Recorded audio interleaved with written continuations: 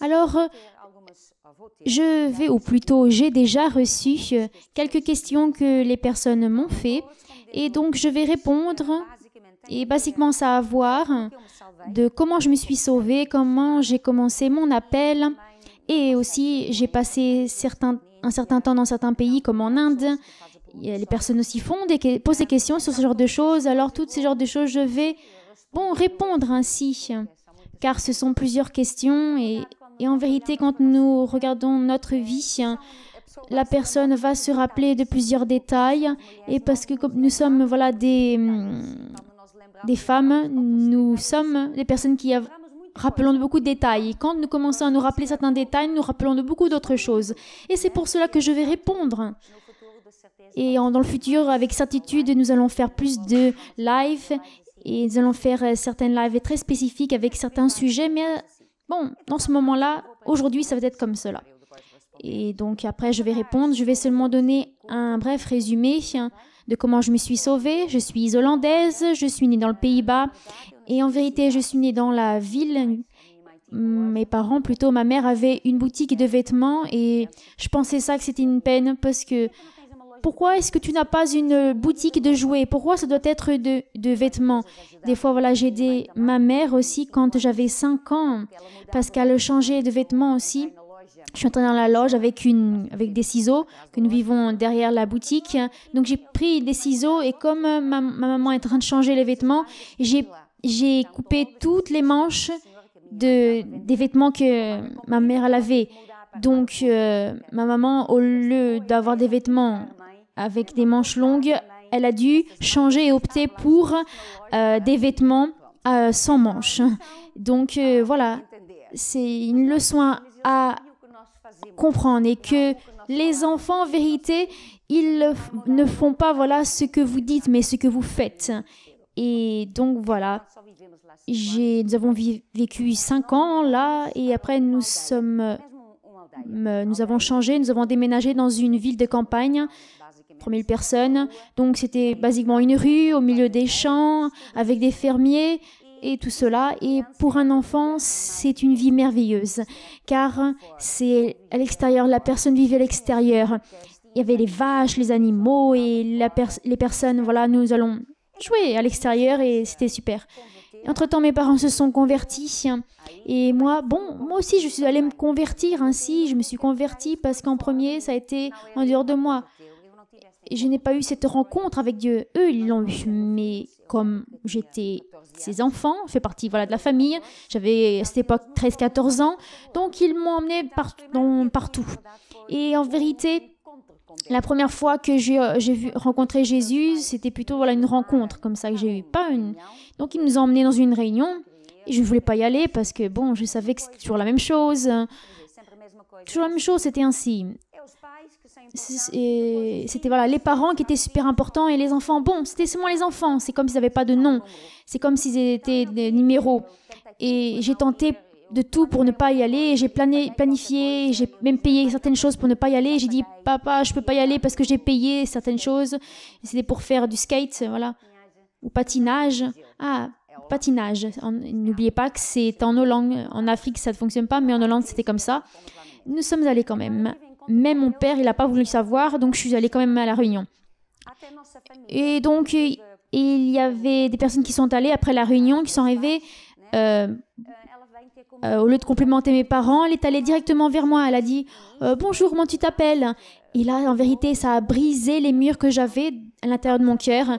Et en vérité, ça a été la première rencontre que j'ai eue avec Dieu. Je n'ai pas remis ma vie à Jésus pour le moment, mais j'étais créée ainsi chrétienne, protestante, traditionnelle en vérité, que la personne savait la Bible, savait les histoires, mais ça ne faisait pas partie de ma vie et je n'avais pas une rencontre réelle avec Dieu.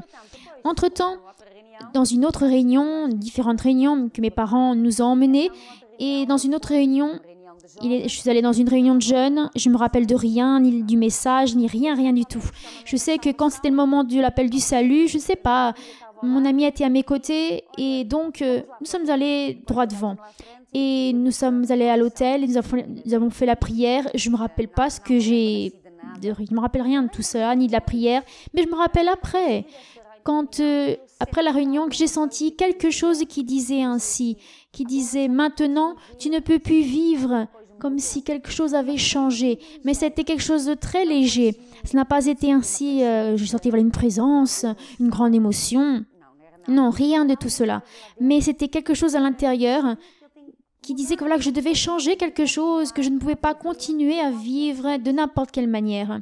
Et entre-temps, mes parents ont continué leur parcours et moi, j'ai continué à vivre normalement comme une jeune de 13-14 ans. Et ils ont fait leur première mission. Donc, c'était durant une semaine. Nous sommes allés en Belgique, dans une église qui faisait des missions. Et nous sommes allés tous ensemble. Entre-temps, là, en vérité, j'ai eu ainsi une rencontre ainsi avec Dieu. Et parce qu'à cette époque, nous parlons, la personne allait dans la rue, chantait des chansons, théâtre, vraiment très intéressant. Je ne faisais pas partie des théâtres, mais à peine seulement, voilà, j'aidais pour chanter, frapper des mains, mais rien de tout cela. Et après avoir fait voilà, ce genre de choses, les personnes allaient, ceux qui faisaient partie des missions, allaient parler avec les personnes. Et moi, comme 14 ans, non, je faisais rien de tout cela. Moi et ma sœur, non. Et il y a une personne qui n'est pas allée directement parler avec les personnes. Il nous a regardés, moi et ma sœur, elle a dit « Allez parler avec les personnes ». Et là, nous sommes allés, je me rappelle que nous sommes allés jusqu'à un homme.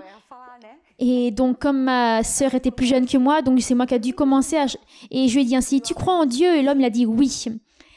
Et j'ai pensé ainsi. Et maintenant, j'avais plus aucune question. Peut-être que j'ai dit encore une autre chose ou peut-être que j'ai dit ainsi « Ah, super, heureusement ». Mais ensuite, une question est restée dans mon cœur et en vérité, par derrière tout cela, c'était Dieu qui me disait « Qu'est-ce que tu crois ? Qu'est-ce qu'en vérité tu crois ?» Alors en vérité, en regardant en arrière, c'est dans ces moments que j'ai pris voilà, ces décisions de qui est Dieu pour moi. Qu'est-ce que ça veut dire être chrétien? Et en vérité, ma conversion était ainsi. Ça a commencé ainsi, mon parcours avec Dieu. À partir de là, j'allais dans toutes les réunions que nous avions en Hollande, qui était une église vraiment très petite. Donc j'allais à toutes les réunions et dans l'été aussi, mes parents allaient de nouveau dans ces missions et je suis allée voilà, 1 ou 2 semaines. La seconde année que voilà, j'allais là, et là, donc là, j'aimais déjà. Et là, dans cette photo que nous avons mis sur Facebook, ça a été dans cette époque. J'avais 15 ans. 15 ans, sachez que c'est là. Ça n'a pas été en Pays-Bas, mais ça a été en Belgique, dans la partie qui parlait l'hollandais. Et donc, après une semaine, j'ai demandé à mes parents si je pouvais rester encore une autre semaine parce que j'aimais. Et ils m'ont dit, oh, ok, il n'y a pas de problème, tu peux rester. Mes parents sont allés chez eux avec ma sœur et je suis restée encore une autre semaine. Et c'est là que j'ai commencé mon parcours et c'est resté à l'intérieur de moi. C'est ce que je voulais pour ma vie. Cette chose voilà, d'école, ça ne me disait rien du tout. Quand une personne est plus jeune, elle a voilà, ce rêve de... Je vivais dans une ville. Je voulais être fermière, je voulais être pâtissière, j'aimais énormément de faire tous ces gâteaux, par exemple comme gâteau avec des pommes, tarte aux pommes, couturière aussi parce que ma mère faisait ce genre de choses, donc j'aimais de tous ces genres de choses. Donc j'ai pensé c'est l'une de ces genres de choses. Entre-temps, mon éducation en vérité, en Hollande c'est ainsi... C'était une école qui était préparée pour que les personnes puissent aller à l'université. Et je ne voulais pas aller à l'université. J'ai appris le grec, le latin. Durant une semaine après, on a eu 5 heures de grec, 5 heures de latin, 3 heures d'anglais, de français, d'allemand. Bon, ça, c'est l'Hollande en vérité. Mais je ne voulais rien de tout cela. Et tandis que j'allais dans l'école secondaire, j'avais un objectif de sortir. L'objectif, c'est tire-moi le plus vite possible et va. Et j'allais redoubler l'année, car j'avais des problèmes en français, j'avais pas de bonnes notes en anglais, tout ça. Et donc, tout ce qu'il disait, j'entendais une parole et c'était bon, je comprenais seulement une parole et pour moi, c'était tout ensemble. J'avais négatif en français, en physique ou quelque chose comme ça, ou chimie et encore un autre. Et je regarde et je me rappelais et j'ai fait les comptes car les personnes vont phase. J'avais 3 négatifs et j'ai dit ainsi, oh, je vais redoubler l'année, quelle tristesse. Et là, le professeur vient jusqu'à moi, mais tu veux que je revoie le test de nouveau pour voir si je peux revoir si ça peut être mieux? Non, non, je veux pas tout cela. Ça a été vraiment un désastre parce que je ne voulais pas répéter, je ne voulais pas encore une autre assis, mais je veux sortir d'ici, je veux sortir car je voulais aller dans cette chose de mission. Mon objectif est d'être missionnaire et en vérité, mes héros, en vérité, à cette époque, c'était ces personnes que je rencontrais quand j'étais en train de faire ces missions. Et en vérité, c'était des personnes adultes, mais bon, en vérité, c'était des jeunes qui avaient 22, 24. Mais pour un jeune, c'était intéressant. Ils venaient d'Angleterre, États-Unis, d'Afrique, de plusieurs pays, Allemagne. Et donc, c'était vraiment international. Et ce n'est pas seulement cela. Ce qui était important là est que la personne sentait un amour, sentait une union, et la personne sentait que voilà, elle faisait partie de quelque chose. Et les jeunes sont comme cela. Ils aiment faire partie de quelque chose. Ils aiment que les adultes disent ainsi, tu es jeune, que tu peux faire partie de quelque chose. Ils n'aiment pas quand les adultes disent ainsi, ah, tu es encore trop jeune, tu ne peux pas faire partie de ce genre de choses. Par exemple, un jeune qui a 13, 14 ans, aide-moi, tu peux m'aider, tu es important, tu ne peux pas voilà, rester seulement en train de jouer. Et donc la personne sentait voilà, faire partie de tout ce que Dieu avait besoin. Et je ne peux pas dire voilà, que j'avais à l'intérieur, donc je veux sauver voilà, les personnes sont perdues. En regardant en arrière, en vérité, je n'avais pas ça à l'intérieur de moi. Je voulais être missionnaire en vérité parce que je sentais bien, je sentais que c'était quelque chose de bon. Ce n'est pas ainsi un objectif ou quelque chose qui était pour moi, mais comme si Dieu était présent. Et la personne sentait que voilà, c'était la présence de Dieu, que Dieu était là. Et donc, entre-temps, dans cette année, je n'ai pas redoublé, mais durant mes vacances, j'ai dû lire des livres en français, faire des tests en français. Durant la semaine, je lire, écouter le français. Avant l'école, j'ai dû aller un jour avant pour faire un examen en français. Et bon, donc le français, c'est merveilleux. C'est une merveille, c'est la vie, bon. Et donc, entre-temps, je suis passée, j'étais tellement contente. Wow. Et terminé l'école, et là, je me rappelle d'un cours d'allemand. En vérité, l'allemand, ce n'est pas ainsi difficile pour le hollandais, parce que comme je suis hollandaise, c'est pas trop. Mais en vérité, pour certaines choses, c'est différent. C'est facile de me tromper, car c'est quasiment pareil. Et donc, voilà. Et entre-temps, je parlais, car tous les tests étaient écrits, tout était écrit. Donc, je parlais exactement comme c'était en écrivant. Donc, ma prononce était horrible, mais je n'avais aucune idée. Et donc, une semaine ou 2 semaines avant l'examen final, déjà dans la dernière année, j'avais 18 ans, c'était vraiment le dernier, vraiment. Et la professeure a demandé de tout le monde parler en allemand, seulement pour entendre la prononce, s'il y avait quelque chose, voilà, si on s'était trompé dans un endroit. Donc, elle est en train de passer, seulement une petite chose. Mais quand c'était à mon tour, elle n'a pas demandé à toute la classe. Elle a dit ainsi, Christelle, qu'est-ce que nous allons faire? Et j'avais aucune idée de ce qu'elle parlait. Je pensais que j'étais en train de parler 100%. Non. Je ne savais pas que j'étais en train de faire quelque chose d'erroné. En fin de compte, c'était une horreur. Ma prononce en allemand, elle était horrible. Je n'avais aucune idée. Donc, elle m'a donné des leçons privées, en privé. Et donc, après le cours terminé, je suis allée vers elle et j'ai pratiqué. Ce n'est pas « c'était... L'allemand, c'est « Et après, il y a le « ir ». « Ir », « ar », c'est toute la même chose en hollandais. En allemand, c'est pas... Il y a « ir » ou voilà. Il y avait tout ce genre de choses. C'est pas bon. J'étais ainsi. Bon. Quand c'était la révision finale, donc bon, j'ai pratiqué tout ce genre de choses à la maison durant ce temps-là, car c'était un examen oral. Et donc à la fin, elle a dit bon, c'est bien mieux.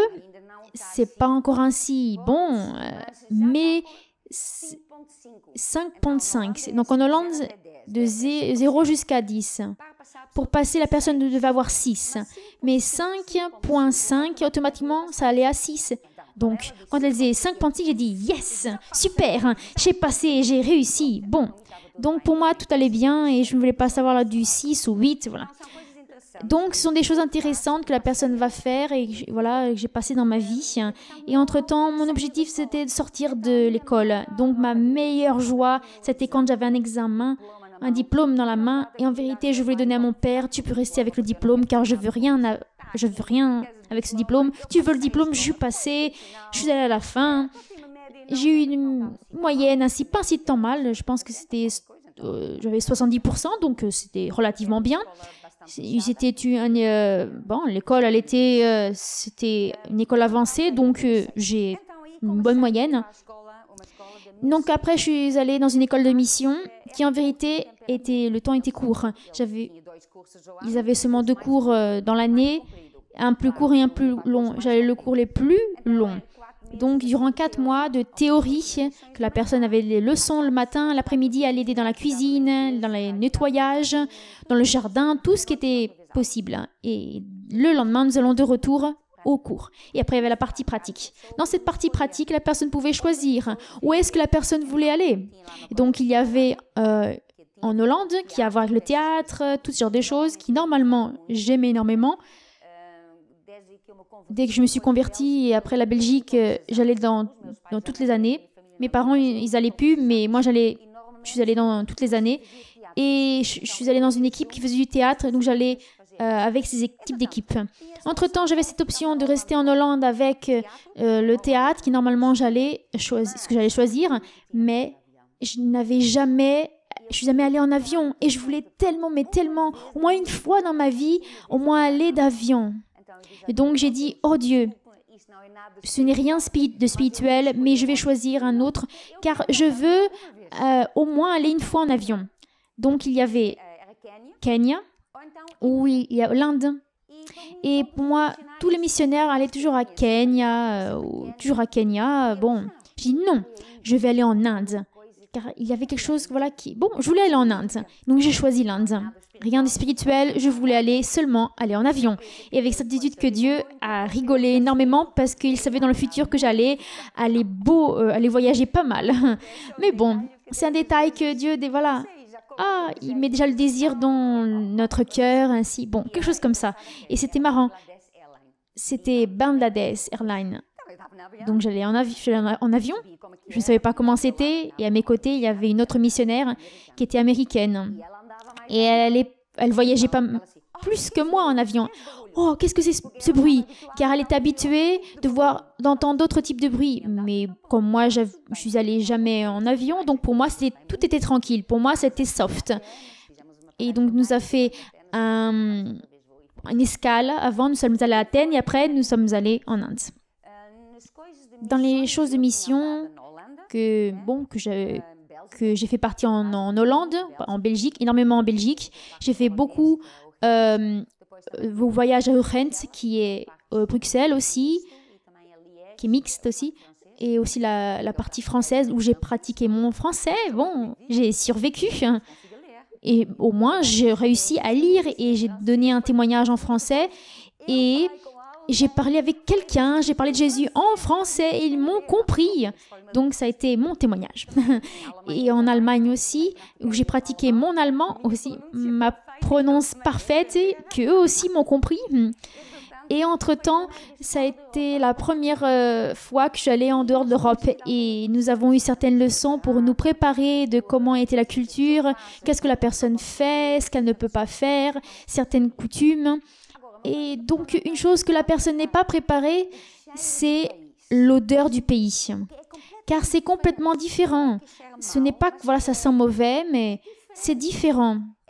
C'est l'odeur voilà, de la terre, des aliments, seulement là. Et en vérité, chaque pays a cela. Quand vous êtes pas mal de temps au Portugal et quand je suis allée pas mal de temps au Portugal et quand je suis sortie du Portugal pour aller en Hollande, et j'ai senti ainsi. Je ne sais pas ce que c'est, mais ça sent l'Hollande. C'est un ensemble des plantes, des arbres. Il y a quelque chose que, à chaque fois aussi que je vais au Algarve, dans le sud du Portugal, je ne sais pas ce que c'est, mais quand je vais là, je sais que c'est le Algarve. Entre-temps, je suis sortie de l'avion. Je me rappelle beaucoup de personnes, beaucoup vraiment une multitude de personnes. Et et donc, mon sac que j'avais emmené, ce sac de sport que j'avais emmené, il n'était pas encore arrivé. Bon, comme c'était pour 3 mois, j'avais seulement voilà, un sac de sport. À cette époque, voilà, j'avais voilà, un sac à dos aussi, très petite. Je suis dans l'avion avec ces petits sacs à dos et j'ai mis en vérité ce sac de sport voilà, dans la soute. Quand je suis arrivée en Inde, mon sac à dos, mon sac n'est pas arrivé. Quand j'étais en train de faire le check-in à Amsterdam, je me suis rappelé que j'avais un pressentiment voilà, je voulais pas donner mon sac à dos. Et quand je suis arrivée là en Inde et que j'ai vu que mon sac n'est pas arrivé, j'ai fait ah mais je savais que mon sac il n'allait pas arriver. Et là j'ai dit ainsi, bon bah je suis perdue. Bon, en vérité j'avais un peu d'argent, donc qu'est-ce que j'ai fait? J'ai échangé un peu d'argent. Nous étions voilà, un groupe de 15 personnes. Donc je suis allée là et j'ai dit ainsi, ah j'ai pas mon sac. Et ils m'ont dit, ah mais tu dois aller là, faire un papier et écrire un papier. Et pour pouvoir la demander, j'ai fait, oh il y a une espérance. Parce que je comprenais rien là. Bon. Donc je suis restée 1 semaine sans mon sac à dos, sans shampoing, sans vêtements, sans rien. J'avais seulement, voilà mon sac à dos, voilà comment on dit mon sac voilà de femme seulement. J'avais pas mon pyjama et donc qu'est-ce que les personnes ils m'ont fait? Durant 1 semaine ils m'ont emprunté l'un son pyjama, d'autres sa brosse à dents. Bon. 1 semaine après, j'ai réussi à rencontrer de nouveau mon sac à dos. Bien, en vérité, la fermeture, elle était complètement déglinguée, mais bon, j'ai réussi à la récupérer. Et comme j'avais une mère qui était couturière, donc j'avais toujours mon kit de couturière avec moi. Des aiguilles, enfin tout, j'avais tout avec moi. Je voyageais toujours avec ce genre de choses. Par exemple, pour retirer, voilà, j'avais un kit avec plusieurs choses à l'intérieur. Et en vérité, j'étais fascinée avec les personnes, voilà, qui étaient bijoutières, voilà, qui avaient tous les instruments qu'ils utilisaient, voilà, c'était intéressant en vérité. Et en vérité, j'étais un enfant, voilà, qui ne me préoccupait pas énormément avec le matériel. Je ne sais pas, parce que c'était en Hollande ou dans l'époque que je vivais, mais je ne me préoccupais pas dans ce genre de choses. Ma maman faisait seulement voilà, 2 types de vêtements pour l'année, donc je me préoccupais pas voilà, du matériel. Et c'est resté énormément dans mon cœur. Même en voyageant, en voyant les choses, entre-temps, voilà, je suis restée avec ces types de missions. J'étais en Belgique, donc la personne, elle a intercédé, elle est dans un quartier, et nous allons intercéder avec les pouvoirs d'en haut, les autorités, enfin, et la personne est éduquée à ce genre de choses. Donc, les personnes, voilà, j'étais comme ça. Les personnes, voilà, ils regardent seulement les choses du monde, ça ne m'intéresse pas. Donc, j'étais vraiment retournée vers les choses spirituelles, pas avec les choses du monde. Donc, ça me disait pas grand-chose, les choses du monde. Et donc, quand je suis arrivée là, j'avais rien de ce genre de choses, ni vêtements. Après, j'ai eu mon sac à dos ensuite. Donc, 1 semaine, un mois, nous sommes allés à Bombay, ou après un autre mois à Bangalore, et après, nous sommes allés dans plusieurs quartiers qui étaient vraiment très différents pour moi. C'était la nourriture. La nourriture était tellement différente et j'ai commencé à manger directement dès le petit déjeuner, des nourritures vraiment qui étaient vraiment lourdes. Je suis même pas arrivée encore aux questions. J'espère que je suis en train de répondre à certaines questions. Oui, je suis en train de répondre. Ah, ok. Donc pour moi, la nourriture était vraiment très compliquée car j'avais cette habitude venue d'Hollande que je dois terminer le plat. Il vous donne la nourriture, la personne ne dit rien, la personne mange de tout et termine. J'ai été créée ainsi. Et donc, ce qui est dans le plat, la personne doit manger. Elle peut voilà, retirer du plat, enfin peut, on va dire, retirer plus à manger, mais tout ce qu'elle a dans son plat, elle doit le manger. Et j'étais pas habituée, j'ai mangé de tout et là. Et à passer une semaine, je n'arrivais pas, j'ai plus réussi à manger parce que seulement l'odeur, ça me donnait envie de vomir. Entre-temps, ils m'ont donné des médicaments contre la malaria et au lieu de prendre le médicament après manger, j'ai commencé à le manger avant mon petit déjeuner. Et j'ai ensuite compris pourquoi est-ce que je suis, ou plutôt j'étais avec des maux d'estomac ou je vomissais. En fait, c'était à cause de cela. Même qu'ils m'ont donné des cours, ce genre de choses, mais je me suis trompée. Donc, qu'est-ce que je faisais? J'ai commencé à manger du pain avec des bananes et bananes avec du pain. Et ils avaient aussi ces styles de crêpes. Et donc, je mangeais cela avec crêpes, pain et bananes. C'est ce que je mangeais énormément. L'argent que nous avons dans certains endroits, nous avons de l'argent pour pouvoir manger durant la journée. Et donc, qu'est-ce que je faisais? Je profitais pour garder de l'argent. Donc, pourquoi je faisais cela? Pour pouvoir au moins une fois dans la journée, au moins une fois dans la semaine, manger de la nourriture chinoise. C'était super, j'aimais cela. Bon. Comme j'étais plus maigre ainsi, bon, j'étais pas maigre, mais j'étais comme ça, normal. Bon. Mais ma mère disait que quand je suis retournée, que j'étais bien plus maigre, que j'avais les bras ainsi, mais bon, moi, j'avais aucun problème. En vérité, c'était ça le plus compliqué. Le reste, ça m'a pas dérangé. Qu'est-ce que nous avons fait? Quand nous sommes arrivés là, nous avons acheté des vêtements là. La personne a acheté deux types de vêtements, et durant 3 mois, nous avons 2 types de vêtements. Et la personne regardait le vêtement et nous savons de qui est de qui. Normalement, la personne dormait par terre. Elle n'avait aucun lit. C'était ainsi comme... par exemple, c'est comme à la plage pour marquer l'endroit. Seulement pour cela. Donc, c'est comme une toile. Plutôt pas une toile, mais... Par exemple... qu'est-ce que les femmes faisaient? Les femmes dormaient dans un endroit et les hommes dans un autre. Par exemple, dans la chambre et les hommes dormaient dans la salle. Et nous avons seulement une salle de bain. Et bon, j'appelais tout. Qu'est-ce que je faisais aussi?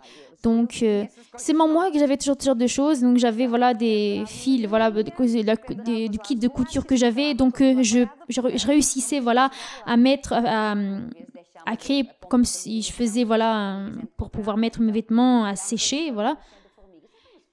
Et un jour, j'ai oublié de mettre les choses plus vers le haut. Et d'un seul coup, j'ai vu des fourmis comme ça.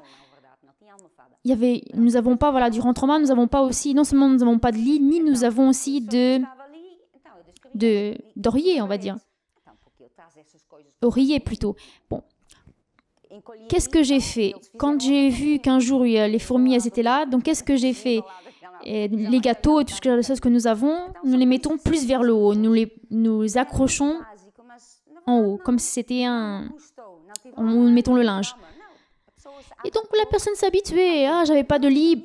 C'était pas un problème. Je pense que personne ne s'est plaint. Tout le monde était tranquille parce qu'en vérité, la personne avait un peu de cette idée que missionnaire, c'est comme cela. La personne n'a pas de luxe ni grand-chose et savoir vivre avec le minimum ou quasiment rien. Manger la nourriture que nous avons. La personne n'est pas touriste. La personne ne va pas se promener. Donc, la personne savait ce genre de choses. Et je me rappelle qu'un jeune homme de notre équipe, je voudrais tellement un lit, de temps de parler, qu'il a mangé, un jour il a mangé beaucoup de mangue, qu'un jour il est allé à l'hôpital, il dit ainsi, ah oui, il voulait un lit, donc voilà.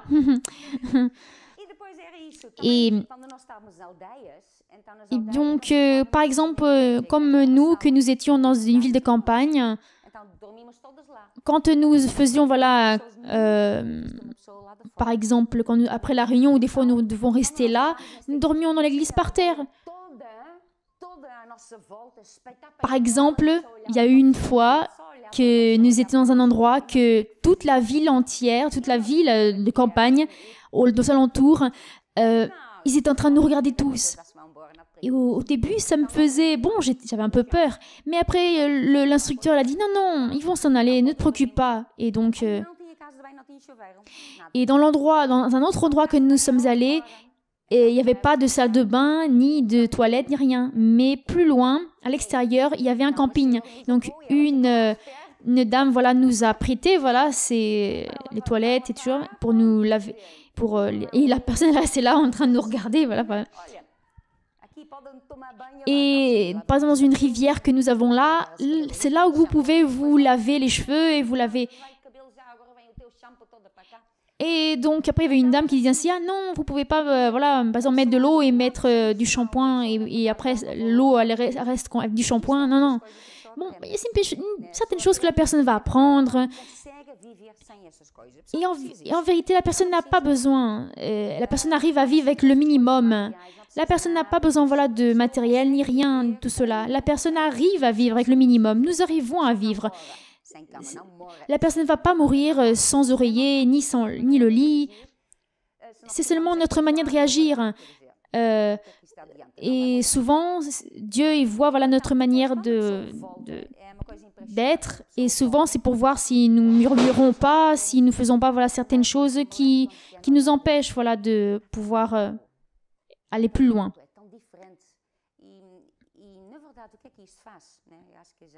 Je pense que voilà, je vais terminer car je pense que le temps est allé un peu trop loin et je pense que je vais faire une autre live pour répondre avec d'autres questions. En vérité, ça nous ouvre la pensée, nous ouvre l'esprit. Quand la personne reste dans la même culture, le même pays, et elle dit ainsi, c'est ainsi que ça se vit, c'est l'unique manière. Lorsque la personne sort du pays, et spécialement quand c'est un pays très différent, car je suis allée en Belgique, en Allemagne, et ce sont des cultures qui se ressemblent, et je ne vivais pas, voilà, dans la culture. Mais comme nous sommes allés en Inde, c'était complètement différent. Le climat était complètement différent. Tout était différent. Donc ça ouvre notre pensée et nous pensons ainsi, ah, il y a d'autres manières de vivre en vérité. Il n'y a pas seulement cette manière où ça c'est bon, ça c'est mauvais, ça doit être comme ça. Non, non. En vérité, il y a tous ces genres de manières de vivre. Nous sommes tous différents, Dieu nous a fait égal, nous sommes tous uniques, nous avons tous une manière de vivre, de faire les choses. Et au fur et à mesure que nous apprenons d'autres cultures, nouvelles langues, car la langue c'est une chose très intéressante aussi. J'ai eu quelques problèmes avec certaines langues et pour apprendre, mais en vérité, les langues, en vérité, c'est ce qui ouvre le cœur d'une personne.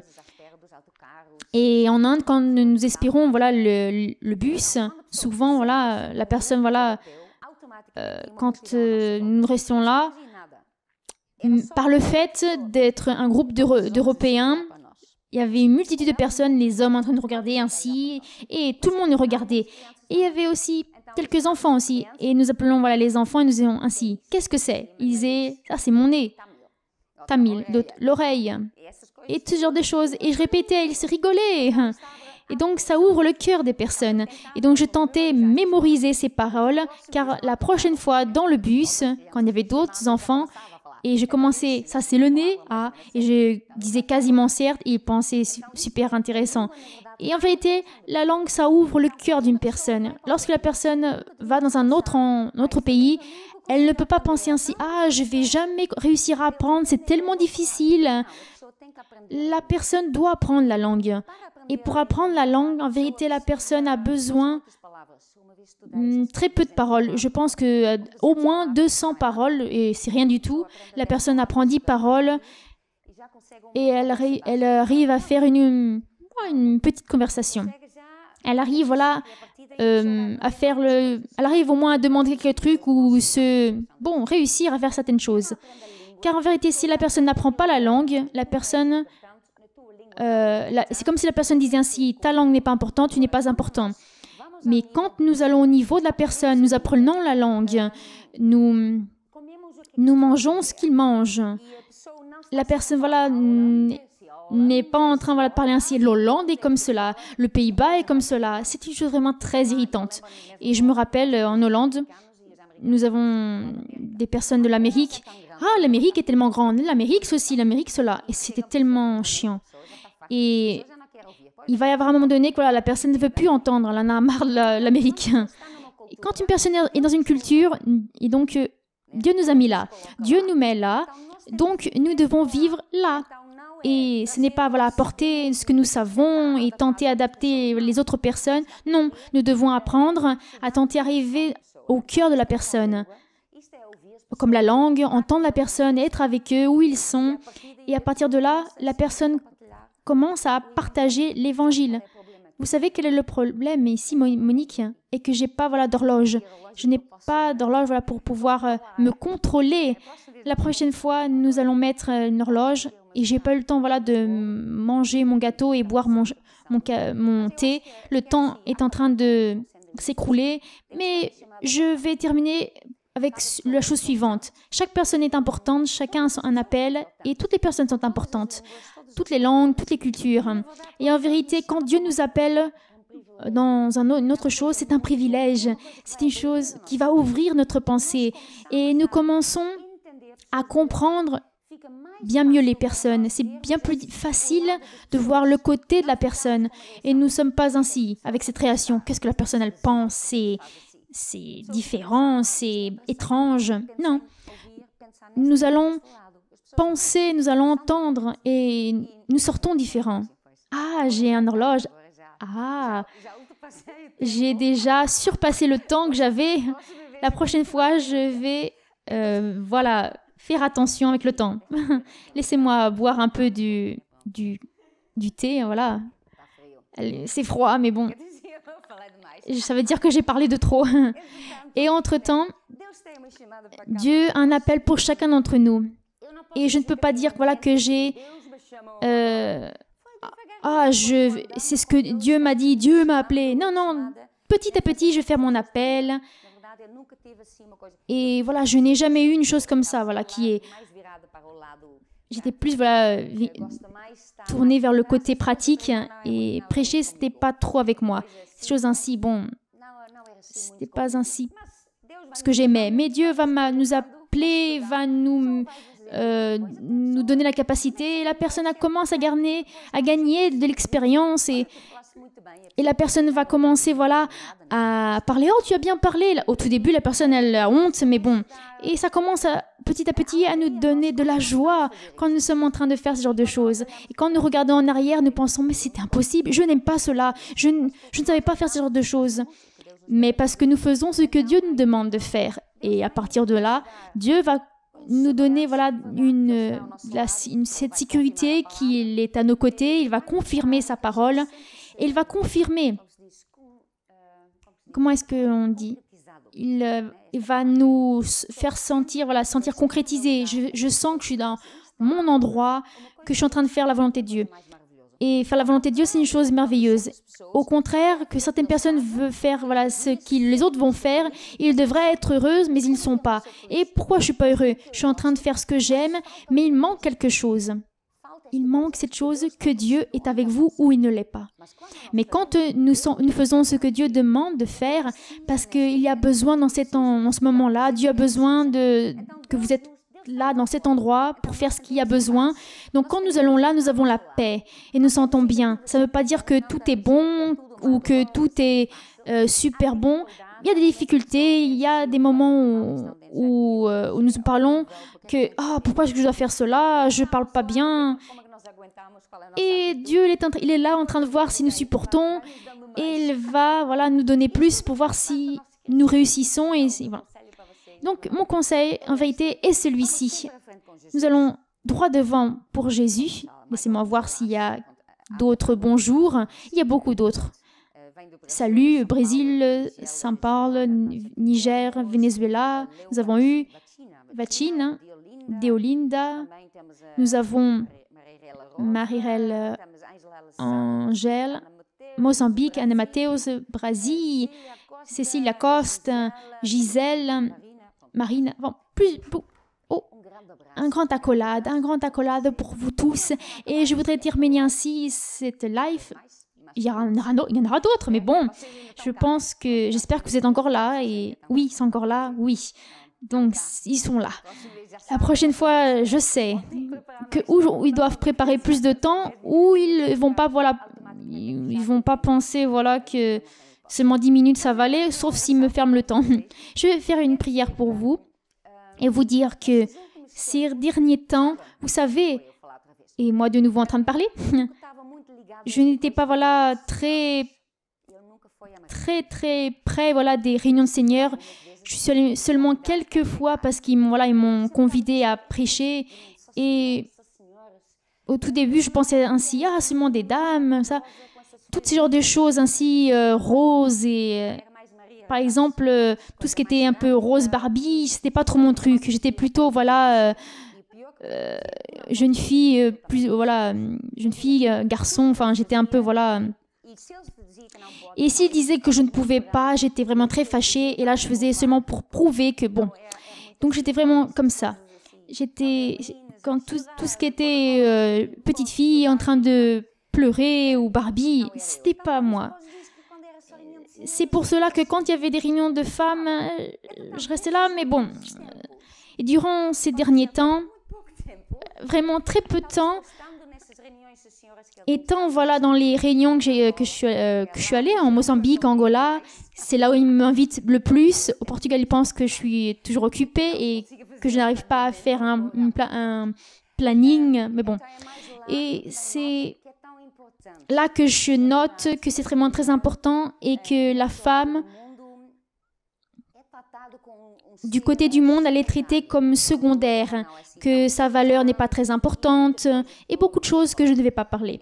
Entre-temps, Dieu a mis en vérité à l'intérieur de mon cœur, durant ces derniers temps, que en vérité, le rôle de la femme, c'est très important.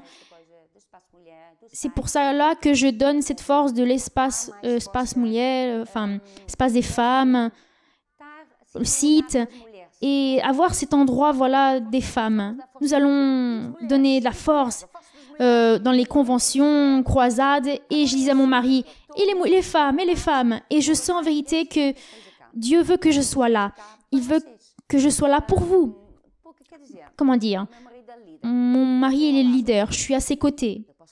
Je peux parler avec lui. Je parle avec lui, c'est clair, je parle avec lui.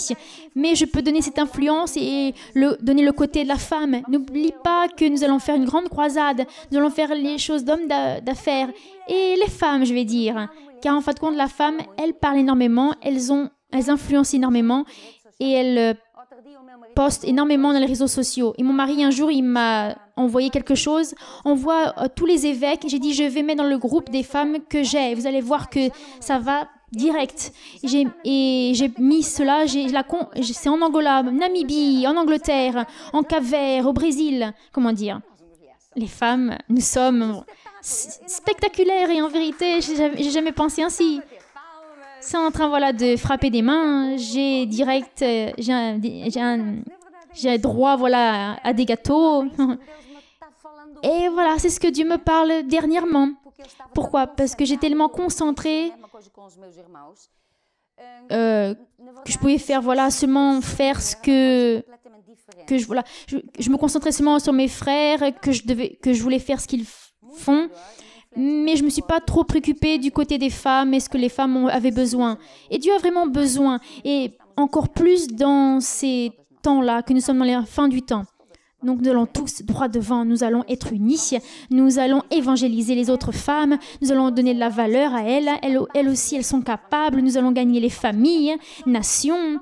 Nous allons commencer de nouveaux groupes familiaux, d'églises. Et au travers des femmes, nous allons gagner tout le monde. Car en fin de compte, nous, les femmes, c'est nous-mêmes qui sont des guerrières et je peux entendre un amen très grand.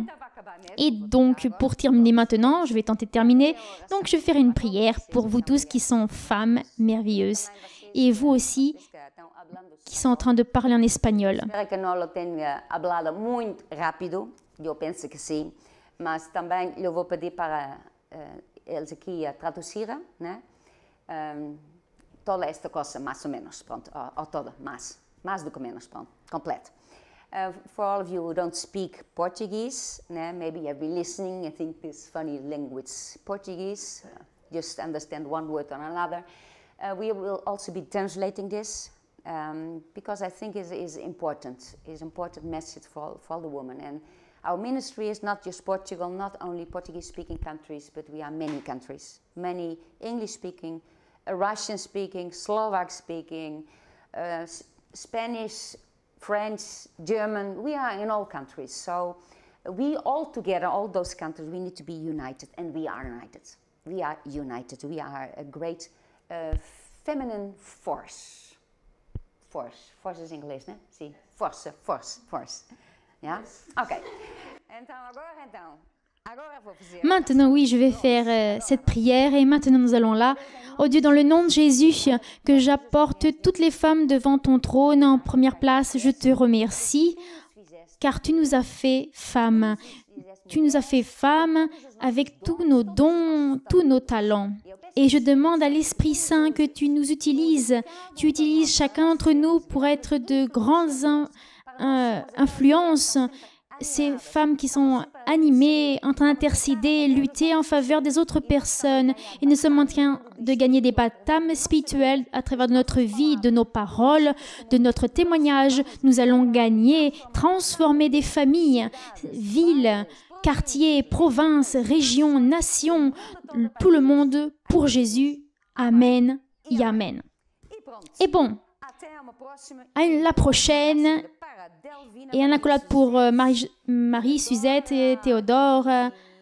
Et nous avons eu Aricel, Anna Mathéus et Angela et beaucoup d'autres. À la prochaine. Et maintenant, je vais manger mon gâteau.